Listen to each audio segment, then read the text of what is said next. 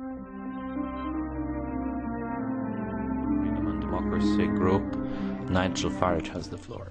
Mr Van Rompuy, I hope you'll resist the calls for military action this afternoon. Indeed, the Liberal leader, Mr Verhofstadt, made a very pro-war speech. I hope you will resist that on the grounds that there is no legitimacy or consent for the European Union to take military action, and that experience shows that if you go into military action, that may be easy, but getting out of it can be rather more difficult, and getting involved in Libya could indeed be a Vietnam-type experience. So please, please resist it. But on Colonel Gaddafi himself, you were quite right to say that what's happening in Libya is really very wrong indeed.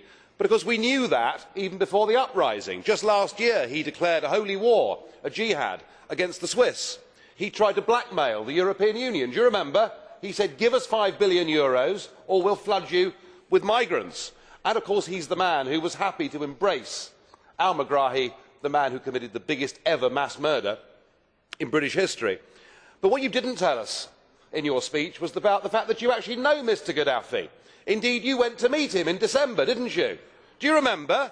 In fact, there was a jolly nice photograph of you and Mr Gaddafi holding hands. In fact, I have to say, I've never seen you smiling more or looking happier. Perhaps he's an old drinking mate, I don't know. But I wonder why. Why would you want to be photographed with Mr Gaddafi? And I put it to you that it could well be that since you were appointed as President of Europe and your sidekick, the noble Baroness Ashton, became the High Representative for Foreign Affairs, that you know that you've been seen on the global stage like a couple of political pygmies. As WikiLeaks showed, you were very unhappy that you weren't being recognised, unhappy that you were snubbed by Obama, and here was the chance to go along and be accepted by a head of state.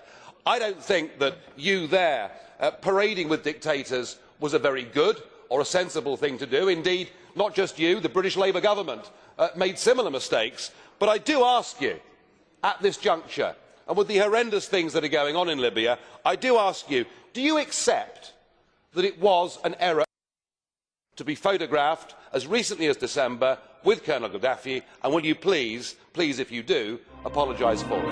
Thank you. Thank you very much.